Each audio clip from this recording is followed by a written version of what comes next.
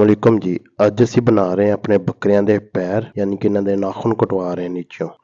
ਇਹ ਬੜਾ ਜ਼ਰੂਰੀ ਆ ਫਾਰਮਿੰਗ ਦੇ ਵਿੱਚ। ਜਿਹੜੇ ਜਾਨਵਰ ਤੇ ਬਾਹਰ ਚੁਰਾਈ ਤੇ ਜਾਂਦੇ ਉਹਨਾਂ ਨੇ ਇੰਨੇ ਖਾਸ ਨਹੀਂ ਹੁੰਦੇ, ਲੇਕਿਨ ਜਿਹੜੇ ਜਾਨਵਰ ਘਰ ਤੁਹਾਡੇ ਫਾਰਮ ਤੇ ਰੁਕੇ ਹੋਏ ਉਹਨਾਂ ਵਾਸਤੇ ਬੇਹੱਦ ਜ਼ਰੂਰੀ ਆ, ਕਿਉਂਕਿ ਜਾਨਵਰ ਇੱਕ ਜਗ੍ਹਾ ਤੇ ਰਹਿੰਦਾ ਉਹ ਜ਼ਿਆਦਾ ਚੱਲ ਫਿਰ ਨਹੀਂ ਸਕਦਾ ਤੇ ਇਹਨਾਂ ਦੇ ਨਾਖੂਨ ਵੱਢ ਜਾਂਦੇ ਆ। ਇਹ ਜਾਨਵਰ ਨੂੰ ਫਰਵਾ ਕਰਨ ਦੇ ਵਿੱਚ ਵੀ ਥੋੜਾ ਮਸਲਾ ਮਸਾਇਲ ਕਰਦੇ ਆ। ਜਾਨਵਰ ਕੁਝ ਦੇਰ ਤੋਂ ਬਾਅਦ ਪੈਰਾਂ ਤੋਂ ਲਗੜਾਉਣਾ ਸ਼ੁਰੂ ਹੋ ਜਾਂਦਾ। ਦੇਖੋ ਤੁਸੀਂ ਕਿਸ ਤਰ੍ਹਾਂ ਨਾਖੂਨ ਬੜੇ ਹੋਏ ਆ, ਜਿਹੜੇ ਕਿ ਇਹ ਖਸੂਸੀ ਇਹਨਾਂ ਦੇ ਔਜ਼ਾਰ ਹੁੰਦੇ ਆ, ਉਹਨਾਂ ਨਾਲ ਕਟਾਈ ਇਹਨਾਂ ਦੀ ਕੀਤੀ ਜਾਂਦੀ ਹੈ। ਬਾਅਦ ਦਫਾ ਗਲਤੀ ਕਰ ਲਈਦੀ ਆ ਖੁਦ ਕੱਟਣ ਦੀ। ਉਹ ਅਗਰ ਨਾਖੂਨ ਕੱਚਾ ਕੱਟਿਆ ਜਾਵੇ ਤਾਂ ਜਾਨਵਰ ਵਾਸਤੇ ਹੋਰ ਜ਼ਿਆਦਾ ਮਸਲਾ ਕਰਦੇ। ਜਿਹੜੇ ਬੱਕਰੇ ਕੁਰਬਾਨੀ ਤੇ ਤੁਸੀਂ ਫਰਵਾ ਕਰਨੇ ਆ ਨਾ, ਉਹਨਾਂ ਵਾਸਤੇ ਹਰ 2-3 ਮਹੀਨੇ ਵਾਸਤੇ ਇਹ ਜ਼ਰੂਰੀ ਹੈ, ਤਾਂ ਕਿ ਜਾਨਵਰ ਕੰਫਰਟੇਬਲ ਖੜਾ ਹੋਊਗਾ ਨਾ, ਖੜਾ ਹੋ ਕੇ ਖੁਰਾਕ ਖਾਊਗਾ, ਉਹਨੂੰ ਕੋਈ ਮਸਲਾ ਮਸਾਇਲ ਨਾ, ਉਹ ਸਟ੍ਰੈਸ 'ਚ ਨਹੀਂ ਹੋਊਗਾ ਤੇ ਜਾਨਵਰ ਆਪਣੀ ਗਰੋਥ ਵੀ ਅੱਛੀ ਕਰੇਗਾ।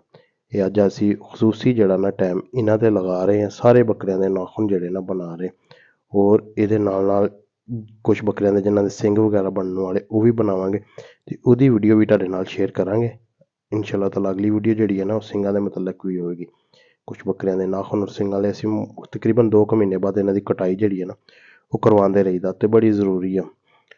ਖਾਸ ਖਿਆਲ ਰੱਖਣਾ ਕਿ ਗੱਭਣ ਬੱਕਰੀ ਦੇ ਨਾ ਕਟਵਾਏ ਜਾਣ, ਬਾਕੀ ਹਰ ਜਾਨਵਰ ਦੇ ਕਟਵਾਏ ਜਾਣ। ਇਨਸ਼ਾ ਅੱਲਾਹ ਤਾਲਾ ਨੈਕਸਟ ਵੀਡੀਓ ਦੇ ਵਿੱਚ ਫਿਰ ਹਾਜ਼ਰ ਹੋਵਾਂਗੇ।